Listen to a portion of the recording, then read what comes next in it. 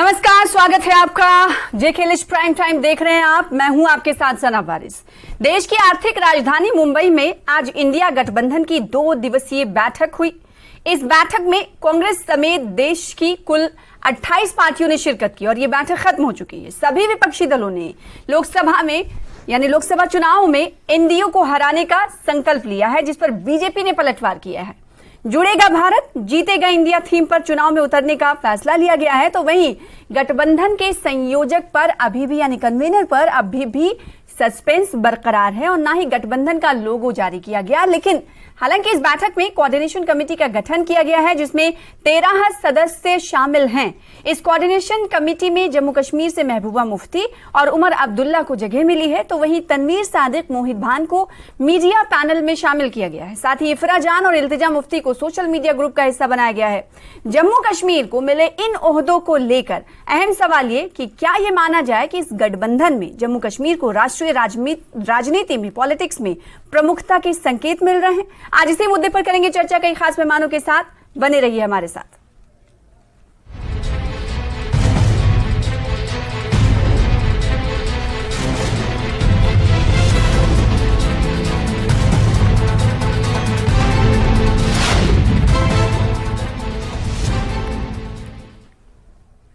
तो राष्ट्रीय राजनीति में जम्मू कश्मीर को क्या प्रमुखता मिल रही है, क्योंकि जो फैसले आज लिए गए उस फैसले को देखते हुए यही सवाल उठ रहे हैं। क्या भारतीय जनता पार्टी को कहीं ना कहीं गठबंधन की तरफ से एक मात देने की कोशिश है? इस तरह के फैसले लेने के पीछे क्या कुछ वजह है? आज इसी को तलाशने की कोशिश करेंगे। हमारे साथ कई खास मेहमान जुड़ रहे हैं, जिनका तारुफ करा दे। अजय भारती साहब एक्स MLC हैं, स्पोक्स पर्सन है भारतीय जनता पार्टी के। हमें ज्वाइन करने के लिए आपका स्वागत। इसके अलावा वेद महाजन साहब हैं, आप भी एक्स MLC हैं, हालांकि कांग्रेस पार्टी से आते हैं, आपका वेलकम करते हैं। इसके अलावा सीनियर लीडर नेशनल कॉन्फ्रेंस हमारे बीच मौजूद हैं, एडवोकेट मुजफ्फर इकबाल खान साहब, आपका भी वेलकम करते हैं। और इसके अलावा एक और खास मेहमान हमारे दरमियान अब से कुछ देर बाद होंगे, वरिंदर सिंह सोनू साहब, जो कि स्पोक्स पर्सन है, प्रवक्ता हैं, PDP के महबूबा मुफ्ती की पार्टी से आते हैं। वो अब से कुछ देर बाद हमारे साथ जुड़ेंगे। सबसे पहले अजय भारती साहब, मैं आपके पास आना चाहूंगी इस सवाल के साथ कि आज जो 2 दिवसीय बैठक थी इंडिया गठबंधन की, ये गठबंधन क्यों बना है? हम सबको पता है, भारतीय जनता पार्टी और मोदी सरकार को हराने के लिए तमाम विपक्षी दल एक हुए हैं। आज ये बैठक खत्म हो गई है और इस बैठक में जो निर्णय लिए गए हैं वो जम्मू कश्मीर के हवाले से काफी अहम है, क्योंकि जो कोऑर्डिनेशन कमेटी है 13 सदस्यों की, उसमें महबूबा मुफ्ती और उमर अब्दुल्ला को शामिल किया गया है। इसे बीजेपी कैसे देखती है? नमस्कार आपके दर्शकों को भी, आपको भी धन्यवाद मुझे अवसर प्रदान करने के लिए। हम इसको उसी ढंग से देखते हैं जो आपने अपने इंट्रोडक्टरी रिमार्क्स में कहा कि जो इस मीटिंग से पहले हाइप क्रिएट की गई थी, जो कहा गया था कि आज लोगो रिलीज हो जाएगा, कन्वीनर की बात चली थी, वो सब कुछ नहीं हुआ। उल्टा जो हुआ, रेजोल्यूशन की maybe, will try, will as far as possible, ऐसे शब्दों का जिनका कोई अर्थ नहीं, जिनका कोई कंक्रीट मतलब नहीं, इस प्रकार के शब्दों का हमने वहां पर जाल बिछाते हुए देखा। बस वही, और आपस में शीट शेयरिंग करेंगे, कैसे करेंगे उसकी कोई जानकारी नहीं। उसके बाद भी सबसे महत्वपूर्ण कि जो वो देश के सामने खतरे देखते हैं, उनको मोदी जी के साथ नफरत, मोदी के एंटी मोदीज्म, उसके बगैर कोई भी एक शब्द दिखाई नहीं देगा। तीसरी बात जो वहां पर आई, राहुल गांधी जी फिर एक बार चाइना के स्पोक्स पर्सन के रूप में उभर कर उनकी वकालत करते हुए, उनके दी हुई जानकारी को साझा करते हुए दिखाई दी। और एक महत्वपूर्ण बात जो जम्मू कश्मीर के संदर्भ में जब आपने कही, तो हमने देखा कि इस गठबंधन ने, यूपीए के नए रूप ने जम्मू कश्मीर में कांग्रेस की एग्जिस्टेंस को नकार दिया। इसलिए चाहे वो मीडिया हो, चाहे वो सोशल मीडिया हो या मेंबर्स की बात में हो, जम्मू कश्मीर से कांग्रेस नदारत है इस अलायंस की दृष्टि से। और जो टेररिज्म और इस तरह की जो बाकी समस्याएं सामने हैं, उस पर इस गठबंधन का क्या प्रोग्राम है, ऐसा कुछ भी इसमें दिखाई नहीं दिया, बस वही रटी पिटी बताएं। मैं आपके माध्यम से दर्शकों को याद दिलाना चाहता हूं, ये वही गठबंधन है जो आज से पहले जो 2 चुनाव हुए, चाहे 2014 का हुआ या 2019 का हुआ, ये सब लोग अलग अलग स्टेटों में इकट्ठे ही लड़े थे भारतीय जनता पार्टी के खिलाफ, और दोनों बार मात खा गए। 2014 में तो हारे ही हारे, 2019 में इंप्रूव्ड मैंडेट बीजेपी को मिला। ये तब सब लोग, चाहे वो महाराष्ट्र एनसीपी कांग्रेस इकट्ठे थी, उत्तर प्रदेश हो कांग्रेस और समाजवादी इकट्ठे थे, और कहीं पर भी आप देख लेंगे ये सब लोग इकट्ठे लड़ते थे। कोई अंतर नया आया है ऐसा भारतीय जनता पार्टी को दिखाई नहीं देता। हाँ, इनके बीच ठीक है, आपको कोई अंतर नहीं दिखाई देता। पहले भी इस तरह के फैसले लिए गए हैं कुछ भारतीय जनता पार्टी के खिलाफ, इनकी जोर आजमाइश जो है वो काम नहीं आई, आपका ये कहना है। वरिंदर सिंह सोनू साहब, पीडीपी के प्रवक्ता हमारे बीच मौजूद हैं, आपका स्वागत करते हैं, वेलकम। मैं चाहूंगी कि मुजफ्फर इकबाल खान साहब आपके पास आऊं इस सवाल के साथ। भारतीय जनता पार्टी तो इसे जम्मू कश्मीर में जो नेताओं को अहमियत इस गठबंधन में दी है, इस पर इनको लग रहा है भारतीय जनता पार्टी को कोई फर्क नहीं पड़ने वाला। पहले भी इस तरह की कोशिशें हो चुकी हैं। एनसी के भी नेता इस कोऑर्डिनेशन कमेटी में शामिल किए गए हैं। इस कोऑर्डिनेशन कमेटी में क्या अब ये माना जाए कि राष्ट्रीय स्तर पर प्रमुखता मिल रही है जम्मू कश्मीर के अहम नेताओं को? किस तरह से देखा जाए इसे? मैम देखें, जम्मू कश्मीर को इससे पहले भी इम्पोर्टेंस दी जाती थी, सिवाय ये जो प्रेजेंट डिस्पेंसेशन है, इन्होंने जम्मू कश्मीर की पब्लिक को भी, वहाँ के जो लीडर्स हैं, पब्लिक नुमाइंदे हैं, उनको बिल्कुल साइडलाइन किया है और उनको अहमियत नहीं दी। इसमें कोई शक नहीं, वरना इससे पहले जितनी भी सरकारें आई, किसी भी पार्टी की हो, चाहे वो जनता दल की हुई, और इससे पहले जो बीजेपी की सरकार भी होती थी, उसमें भी जम्मू कश्मीर के लोगों को, जम्मू कश्मीर के लीडर्स जितने भी हैं, उनको नुमाया रोल दिया जाता था। रहा सवाल इन्होंने जो कहा कि वो चाइना के माउथपीस बने राहुल जी, तो मैं हालांकि कोई कांग्रेस का स्पोक्सपर्सन तो नहीं हूं, लेकिन एक चीज जो हकीकत है, जो हकीकत बयान करे वो किसी का माउथपीस बन जाता है। ये तो हकीकत है कि भाई कितने हजार स्क्वायर किलोमीटर हमारी जो जमीन है वो उन्होंने हड़पी है गुलवान और उसके इर्द गिर्द में। और अब आज की अगर आप खबर, अब कल की आपने शायद एनडीटीवी पर देखा होगा कि वहाँ जो अक्साई चिन एरिया था उसमें वो लोग बंकर बना रहे हैं, लेकिन हम खामोश हैं। उसकी वजह मुझे अभी तक समझ नहीं आई कि ये कौन सी देशभक्ति है कि हम लोग उस पर कुछ रद्द अमल भी जाहिर करना नहीं चाहते। अगर कोई दूसरा इस पर आवाज उठाता है तो वो भी उसी मुल्क का माउथपीस बन जाता है। ये एक बड़ी बदकिस्मती है हमारे यहाँ की सियासतदानों की भी, चाहे वो किसी भी पार्टी के हों। दूसरा रहा सवाल कि ये जो गठबंधन अब वजूद में आया, इस तरह का गठबंधन पहले कभी नहीं था। पहले कहीं भी सीट शेयरिंग का मामला नहीं था।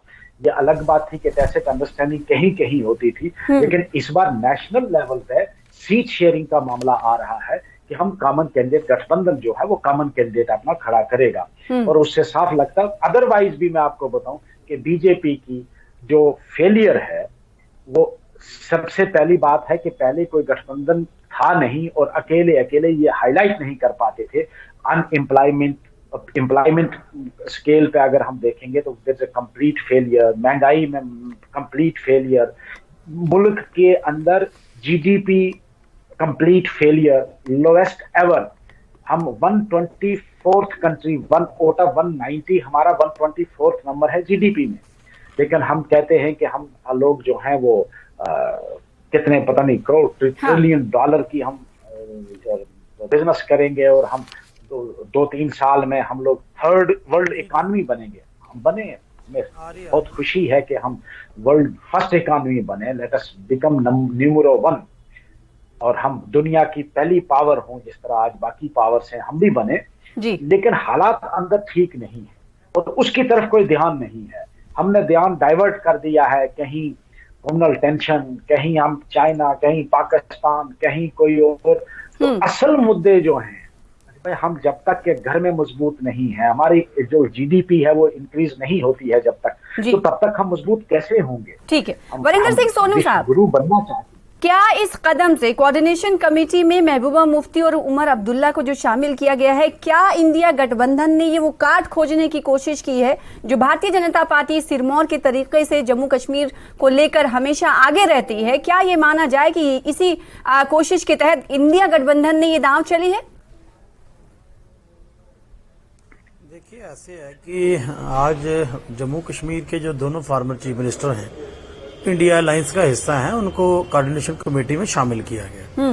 तो मैं समझता हूं कि पूरे जम्मू कश्मीर के लिए अच्छी बात है कि हमें एक स्टेट, छोटी स्टेट से 2 लोगों को कोऑर्डिनेशन कमेटी में रखा गया। लेकिन इससे पहले भी जो सरकारें देश में रही हैं, जहां कोई गठबंधन, जहां कुछ भी रहा है, इवन की बीजेपी की सरकारें भी, तो उसमें भी जम्मू कश्मीर के नेताओं को इज्जत दी जाती रही है। लेकिन बड़े दुख के साथ कहना पड़ता है कि पिछले 5 सालों से ये जो सरकार चल रही है, इनका तो काम ही सिर्फ एक बन चुका है कि जम्मू कश्मीर के लोगों को डिसएम्पावर करना है, जम्मू कश्मीर के लोगों को डिग्रेड करना है, जम्मू कश्मीर के नेताओं के खिलाफ पूरे देश में ये बताना है कि ये सारे नेता जो हैं चोर हैं। ये मैं नहीं कहता जी बीजेपी का एजेंडा है जो जम्मू कश्मीर के नेताओं के ऊपर रखा जाता था। दूसरी बात इसमें बड़ी क्लियर है कि इंडिया एक अलायंस बना है जिसमें नेशनल कॉन्फ्रेंस भी मेंबर है, पीडीपी भी मेंबर है। वहां से उन्होंने ग्रुप बनाए हैं, कोऑर्डिनेशन कमेटी बनाई है, मीडिया के ग्रुप बनाए हैं, सोशल मीडिया के ग्रुप बनाए हैं और सभी पार्टियों को उसमें नुमाइंदगी दी है।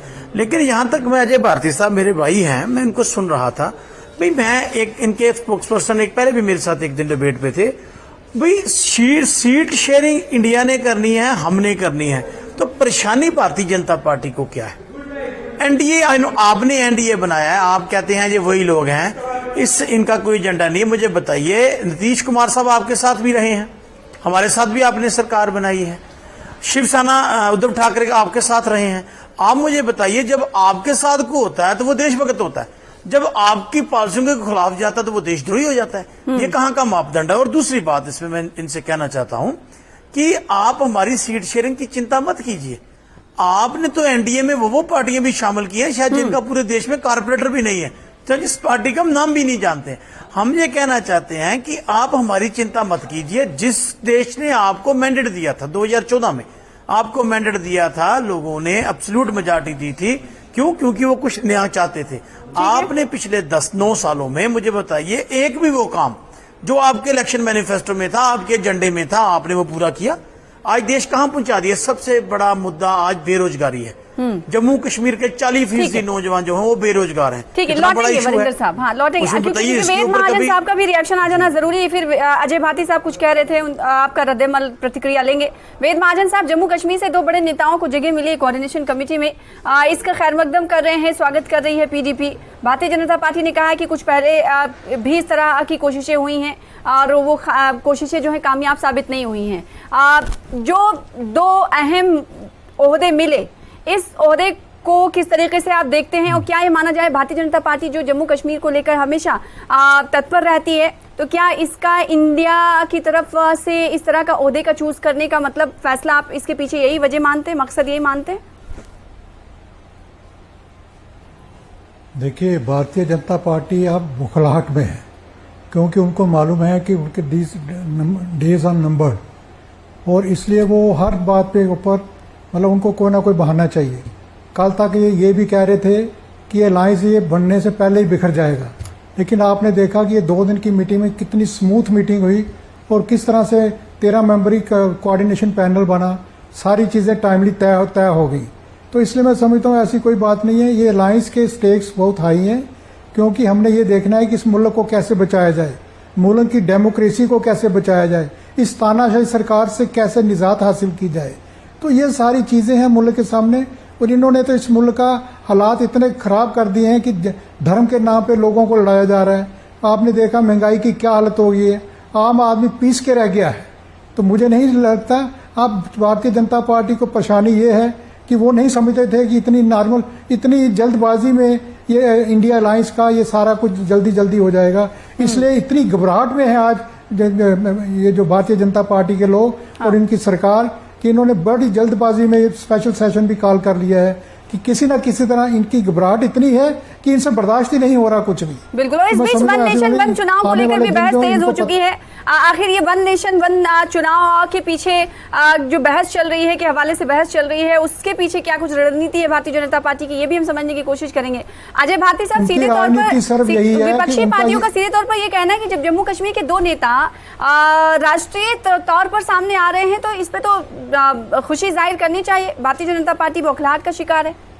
बिल्कुल, क्यों नहीं, इसका हम अजय वेलकम भारती करते साहब। हैं, क्यों नहीं किया जाएगा वेलकम। एक चीज पर खुशी जाहिर कर रहा हूं कि जो व्यक्ति यहाँ पर कह रहे थे तिरंगे को कंधा देने वाला कोई नहीं मिलेगा, वो लोग कहते हैं कि जुड़ेगा भारत, जीतेगा भारत, जीतेगी इंडिया। तो ये बदलाव जो हुआ है सरकार में नरेंद्र तो आप मोदी भी जी के शामिल कारण थे। हुआ है। और ये आपने मिलकर हमारे साथ सरकार बनाई। पहले मैं सर आपके बीच में बोला नहीं, बिल्कुल इतना तो थोड़ा सा तो कर्टसी एक्सटेंड कर दीजिए। तो मैं साना जी बिल्कुल यही कहना चाहता हूं कि अभी जो मेरे से पहले दो प्रवक्ताओं ने कहा कि इस सरकार ने जम्मू कश्मीर के नेताओं को वो इंपॉर्टेंस नहीं दी।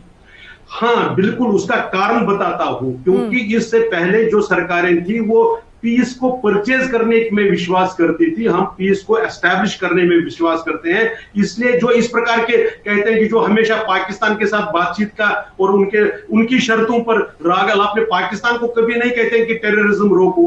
जो ये कहते हैं कि पाकिस्तान किसी पीओजे के किसी के बाप का है क्या?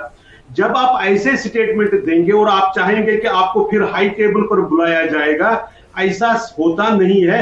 जब सरकारों में दम होता है, जब सरकार पीस को एस्टैब्लिश करते हैं और जो पीस के दुश्मन है, जो अमन के दुश्मन है, उनके खिलाफ कार्रवाई करते हैं।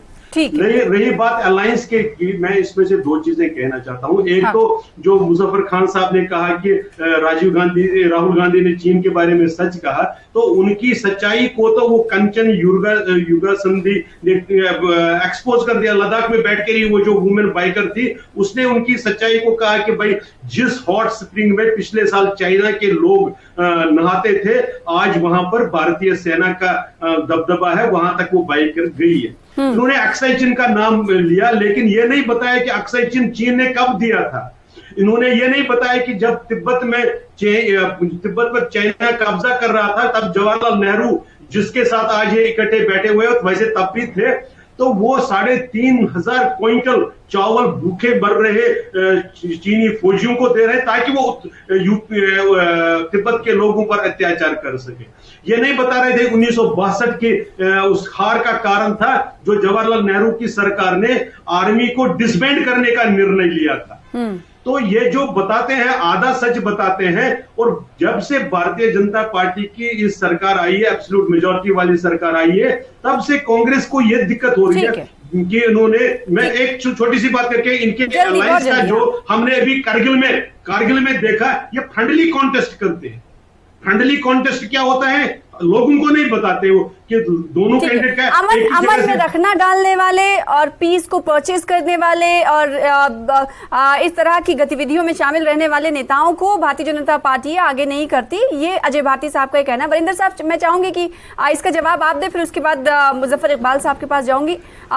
जो आप इंडिया के इस कोऑर्डिनेशन कमेटी में जो ओहदा मिला है, उस पर भारतीय जनता पार्टी सीधे तो ये कह रही है कि हम भारतीय जनता पार्टी ने ऐसा इसलिए नहीं किया क्योंकि आप लोग जो है पीस को परचेज करते हैं और ऐसी गतिविधियों में शामिल रहते हैं जिससे माहौल खराब हो जाए, तो हम क्यों ऐसा करते हैं? देखिए ऐसे है अजय भारती साहब को मैं सुन रहा था। अब ये कह रहे हैं कि हमारे ऊपर इल्जाम लगा रहे हैं पीडीपी के ऊपर, जो इन्होंने भी लगाए हैं। भाई जब 4 साल आप हुकूमत में रहे इनके साथ, तब तो पीडीपी अच्छी थी। हमारा तो तब भी ये स्लोगन था जब हमने पार्टी बनाई गनेट सैनिक गोली से। सुनिए मैंने आपको मैंने आपकी बात में बोला बिल्कुल। चलो मेरी याददाश्त बड़ी तेज है, मैं आपको सब कुछ बताऊंगा कि गिन के बताऊंगा। मैं कह रहा हूं कि हमने तो 99 में पार्टी बनाई, हमने कहा ग्रेनेड से नहीं गोली से बात बनेगी बोली से। आप 2014 में 15 में हमारे साथ आए, हमारा तब भी ये स्टैंड था, हम तो स्टैंड से आगे पीछे नहीं गए, आप कुर्सी के लिए स्टैंड से आगे पीछे जाते हैं। दूसरी बात, आपने कहा कि पाकिस्तान से बात, भाई आज भी आप डीजीएमओ लेवल पे उनसे बात कर रहे हो। नवाज शरीफ के बर्थडे पर केक काटने बिन बुलाए कौन गया था? हम तो गए नहीं। आपके नेता ने जिन्ना की मजार पर जाकर कहा था जिन्ना एक सेकुलर नेता है। किसने कहा मुझे बताइए?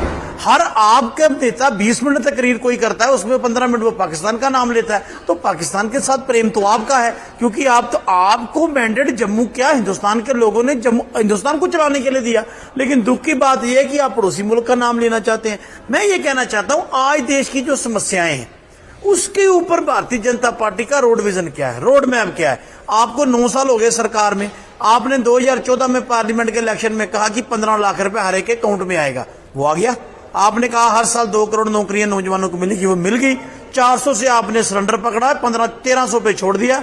जब 2 इंडिया की बैठकें हुई आपने 200 रुपए सिलेंडर कम कर दिया, 15 रुपए पेट्रोल कर दिया। आपने 10 साल देश के लोगों का खून निचोड़ा है। और यहाँ तक बात की हमारी देशभक्ति चुनाव को लेकर जो बहस जारी है, उस पर क्या कुछ प्रतिक्रिया है वरिंदर साहब? ये आप तमाम विपक्षी दलों की तरफ से कहा जा रहा है कि जो हम लोग गठबंधन अभी बनकर सामने आ रहे हैं, इससे कहीं ना कहीं भारतीय जनता पार्टी बौखलाई हुई है।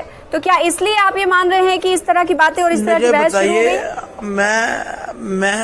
मैं ये पूछना चाहता हूं कि बाकी देश के सारे मसले आपने हल कर दिए, जो इसमें आप सेशन में इमरजेंसी आपको बुलाना पड़ गया।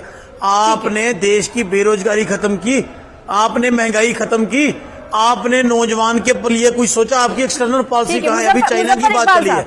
लद्दाख में एक सुनिए पूरी सुनिए ये बात।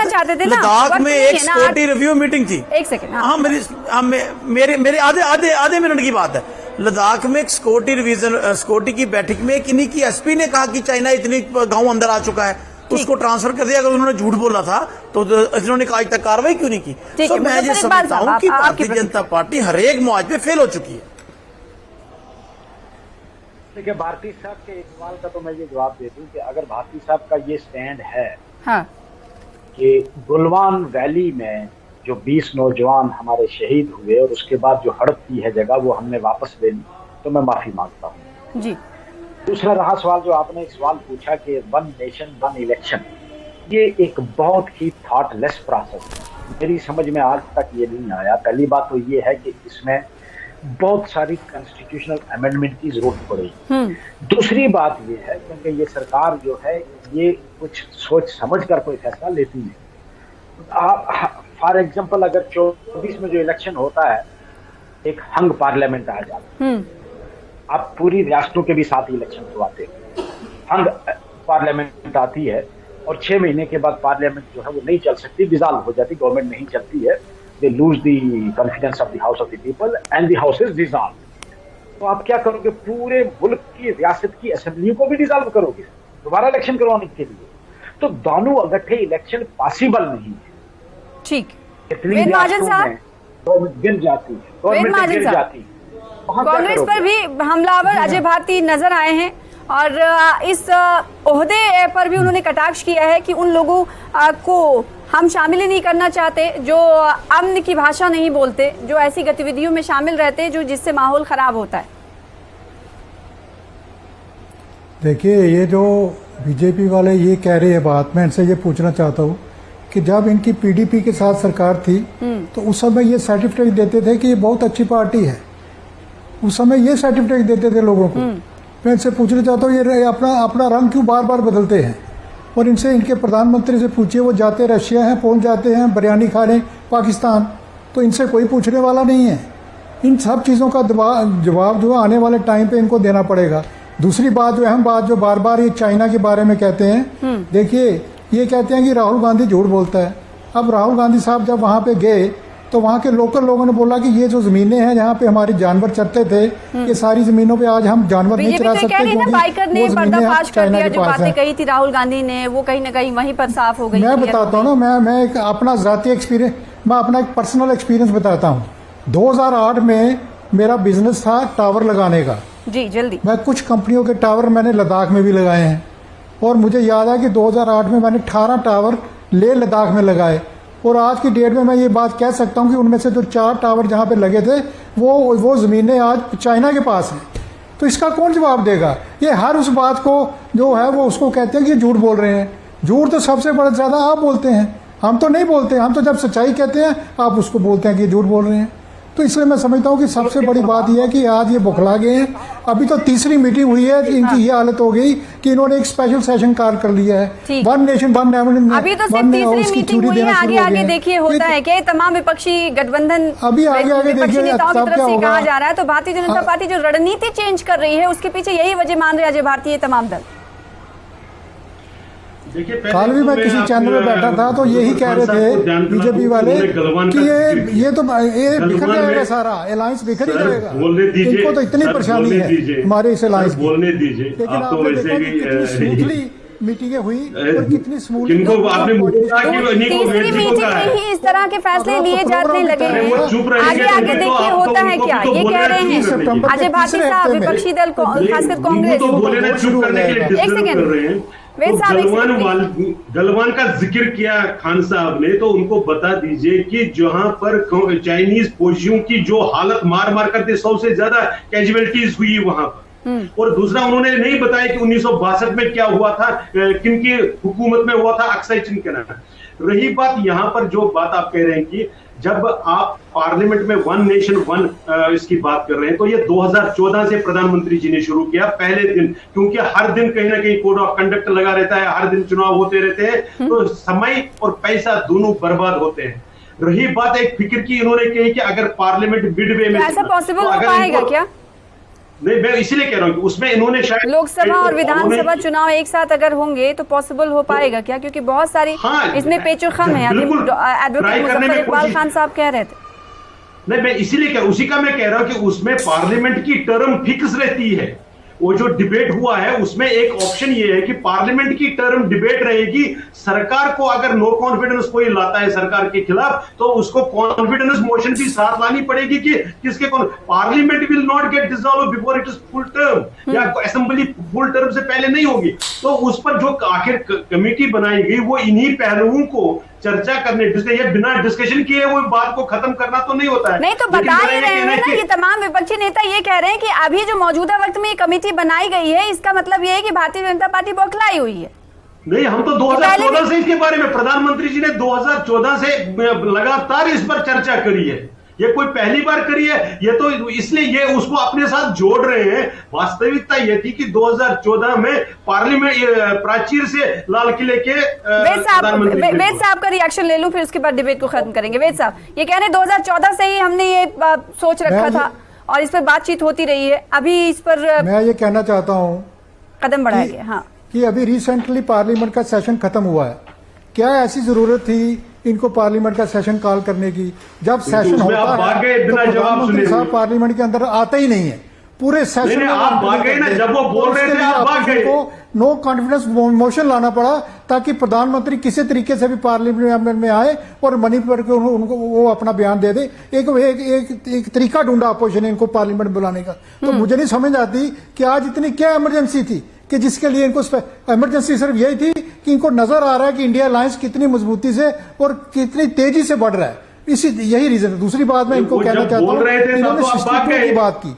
देखो, 62 में हिंदुस्तान की इकोनॉमिकल हालत क्या थी, इसके बाद विपक्षी गठबंधन का सीधे तौर पर ये कहना है कि एकता जो देख रही भारतीय जनता पार्टी, उससे कहीं न कहीं इन्हें डर होने लगा है, इसलिए दूसरे मुद्दों पर अब बहस शुरू हो गई, कमेटी भी बनाई जाने लगी। तो भारतीय जनता पार्टी का ये कहना है कि ऐसी कोशिशें जो ये कर रहे हैं, विपक्षी एकता की तरफ से जो कार्रवाई शुरू की गई है, कदम उठाए गए हैं, वो कहीं न कहीं फ्लॉप साबित होंगे। शुक्रिया अदा करना चाहेंगे अब तमाम मेहमानों का, वेद महाजन साहब, वरिंदर साहब, अजय भारती साहब, एडवोकेट मुजफ्फर इकबाल खान साहब, आपका भी शुक्रिया इस डिबेट का हिस्सा बनने के लिए। फिलहाल इसी के साथ मुझे दीजिए इजाजत। लगातार देखते रहिए News 18 JKLH पर तमाम खबरें। नमस्कार।